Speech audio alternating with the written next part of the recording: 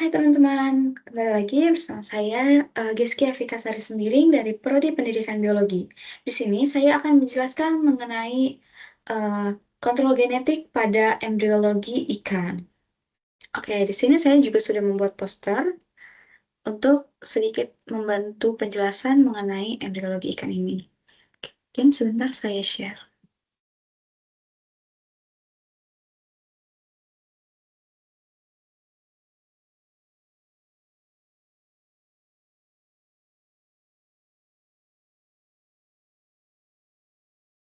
Oke, di sini saya sudah membuat poster mengenai genetic control in fish embryology development.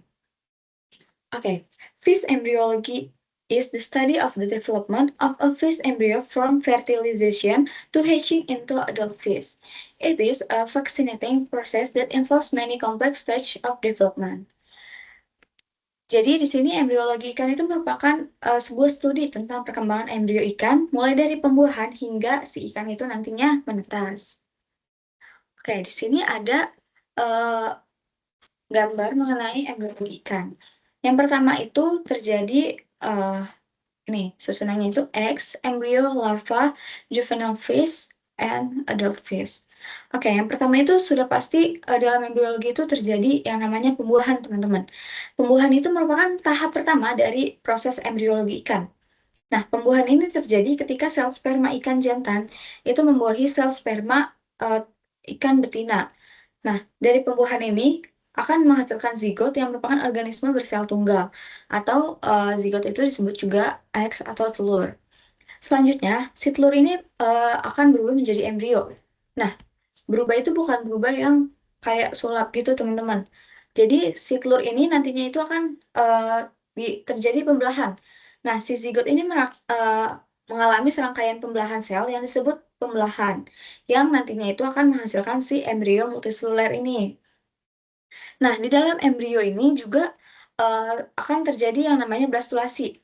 Selama blastulasi ini, embrio akan membentuk bola sel berongga yang disebut blastula. Blastula ini sendiri memiliki lapisan sel luar yang disebut tromboblast dan lapisan sel dalam yang disebut massa sel dalam. Jadi, sebenarnya di dalam embrio ini tuh dia ada sel luar dan juga sel dalamnya. Lalu, setelah terjadi blastulasi, akan terjadi gastrulasi. Gastrulasi ini merupakan proses yang lebih kompleks lagi, di mana si embrio ini nantinya akan membentuk tiga lapisan. Apa sih tiga lapisan ini? Yang pertama itu ada lapisan ectoderm, mesoderm, dan endoderm. Untuk ectoderm sendiri itu, dia itu akan selanjutnya itu berkembang menjadi kulit, sistem saraf, dan organ indera pada ikan ini nantinya. Nah, untuk si mesoderm ini dia akan berkembang menjadi otot, tulang, dan juga sistem peredaran darah. Sementara si endoderm ini berkembang menjadi sistem pencernaan, sistem pernafasan, dan juga hati si ikan ini nantinya. Oke, setelah terjadi tadi ada blastulasi dan juga gastrulasi di dalam embrio ini, itu akan embrio ini akan mengalami tahap organogenesis. Nah, selama organogenesis ini, tiga lapisan tadi, si ectoderm, mesoderm, dan endoderm itu akan berdiferensiasi menjadi berbagai organ dan jaringan tubuh sesuai yang tadi sudah kayak semacam tahap-tahapnya lah atau bagian-bagiannya. Nah, lalu setelah mengalami tahap organogenesis ini, si embrio ini kemudian akan menetas. Dia itu menetas menjadi larva ini. Nah, tahap terakhir dari embriologi ini sebenarnya adalah si larva ini atau penetasan embrio. Jadi, larva ini terjadi ketika embrio itu keluar dari telur dan muncul sebagai larva yang dapat berenang bebas nantinya.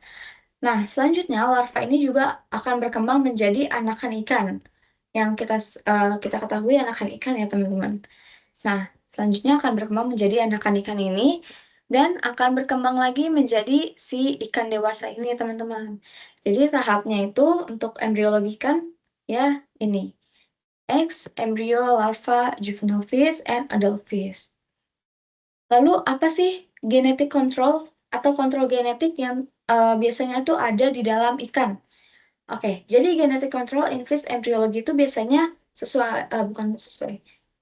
Yang saya dapatkan itu ada CRISPR-Cas9 and chemical mutagen.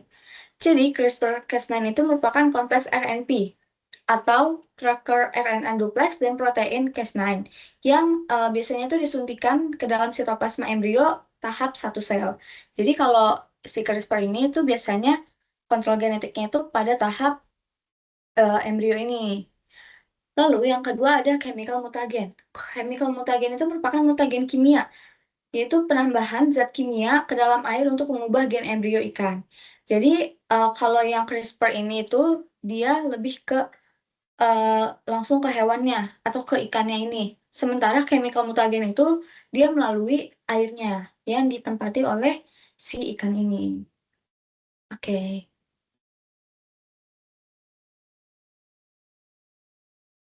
Mungkin sekian penjelasan saya mengenai genetic control in fish embryo development.